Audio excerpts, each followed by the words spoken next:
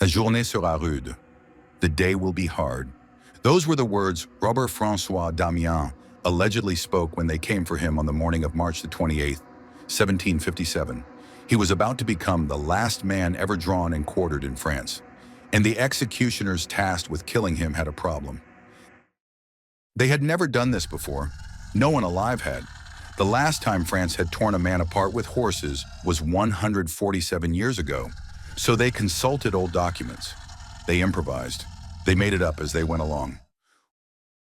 What followed was not an execution. It was 4 hours of public butchery that horrified even the men paid to do it. Welcome to the Creepy History Files. Today we open the file on Robert François Damiens.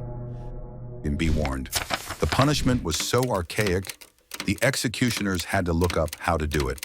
They hadn't killed anyone this way in 147 years. To understand what happened on the Place de Grève that March morning, we need to go back to a cold winter evening 2 months earlier, back to the Palace of Versailles, back to the moment a servant with a penknife changed French history. Robert François Damiens was born on January 9, 1715, in a small village near Arras in northern France. The son of a gatekeeper, he grew up poor and by all accounts difficult. His mother died before he turned 15. Those who knew him called him untoward and perverse even as a child. He earned a nickname that would follow him his entire life, Robert le Diable, Robert the Devil.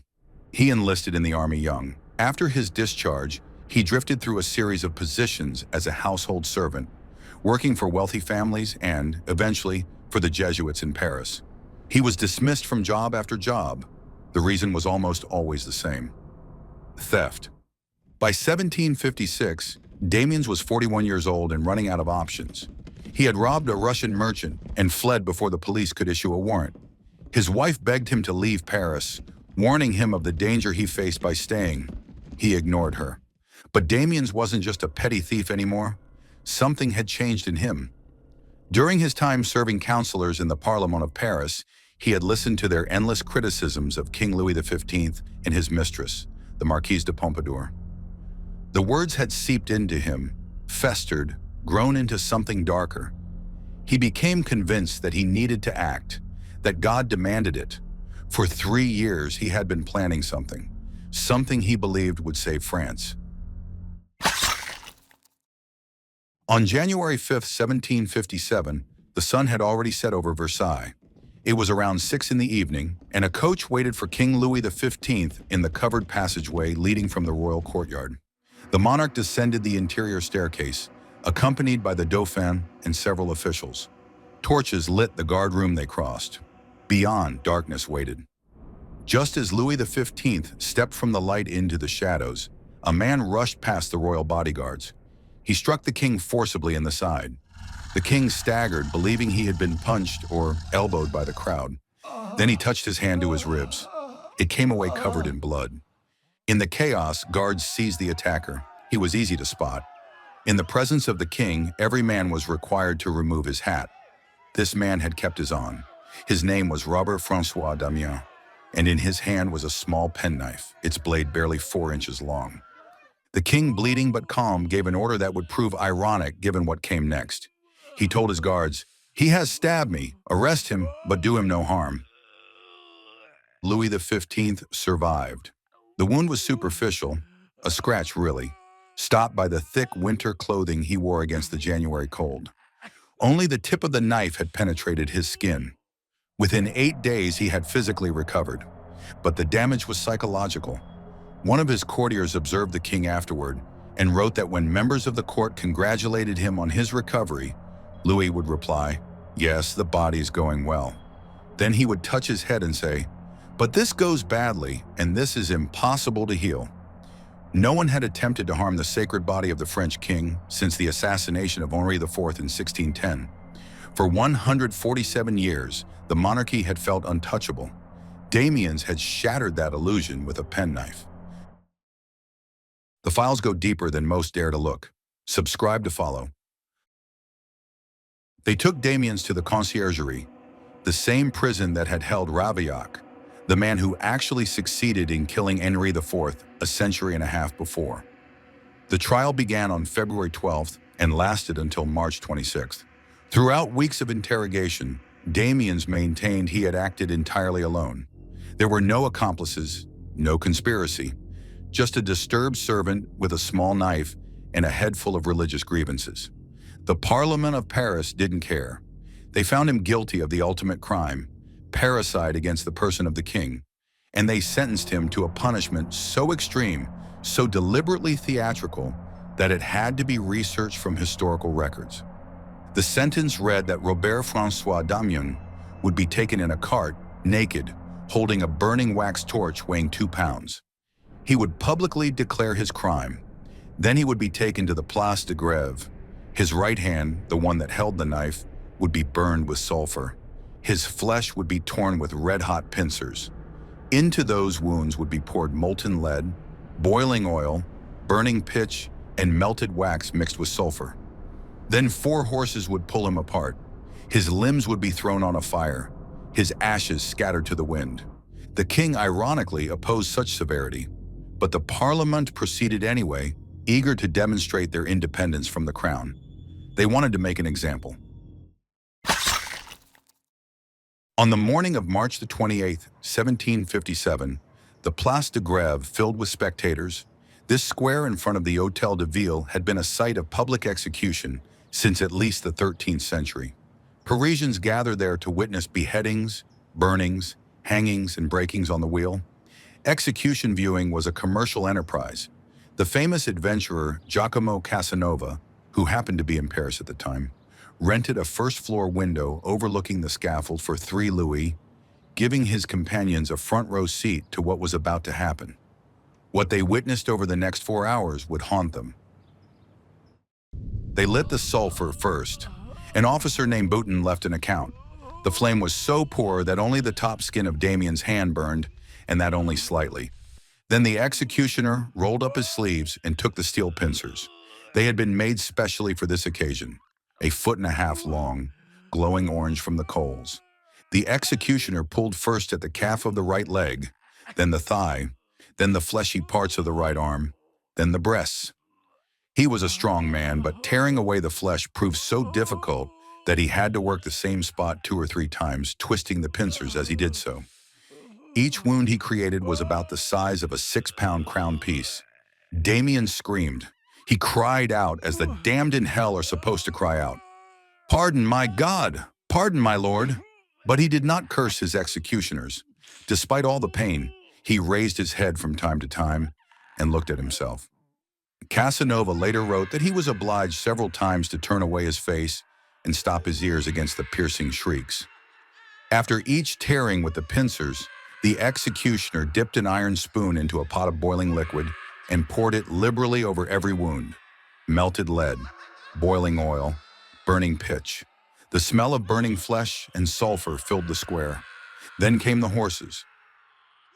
They tied ropes to each of Damiens' limbs and harnessed 4 horses, 1 to each arm and leg. The horses pulled. The man screamed. 1/4 hour passed. Nothing happened. The body would not tear. They changed the direction of the horses. Those at the arms were made to pull toward the head. Those at the thighs toward the arms. The arms broke at the joints, but still the body held together. They tried again and again.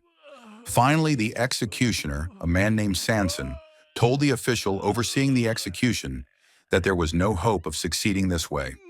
He asked if their lordships wished him to cut the prisoner into pieces instead. They ordered him to try again. 2 more horses were added, making 6 in all. The horses strained and pulled. One of them fell to the ground from exhaustion. The cords had been tied so tightly that they caused Damiens indescribable pain beyond even the tearing. Witnesses claimed they could still see life in him. His jaw continued to move, as if he would speak.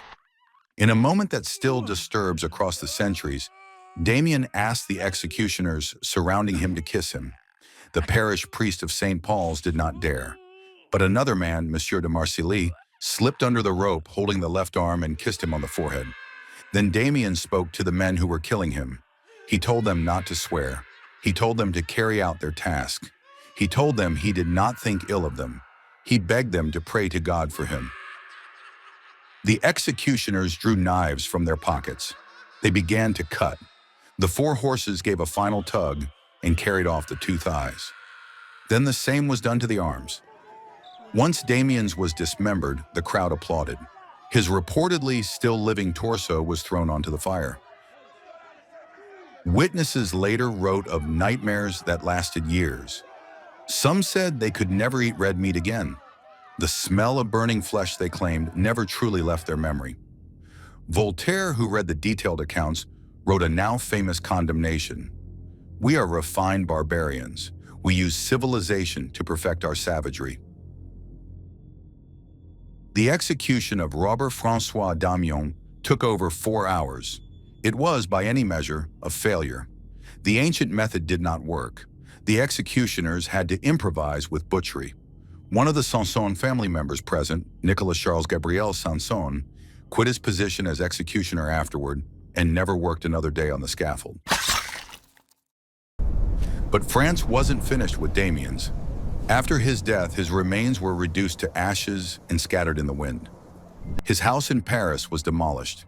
His brothers and sisters were forced to change their names. His father, his wife, and his daughter were banished from France forever.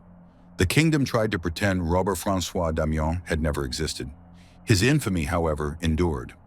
40 years later, the memory of Arras's most notorious citizen was weaponized against another man from the same town, Maximilien Robespierre.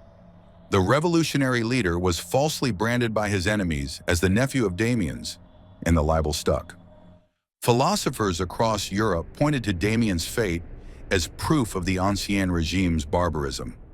Cesare Beccaria cited the execution when condemning torture and the death penalty. Thomas Paine mentioned it in Rights of Man as an example of despotic cruelty, arguing that such methods were exactly why the revolutionary masses later dealt with their prisoners so brutally. And here is the final bitter irony. The teenage boy who assisted his uncle in tearing Robert François Damiens apart on the Place de Grève was named Charles-Henri Sanson.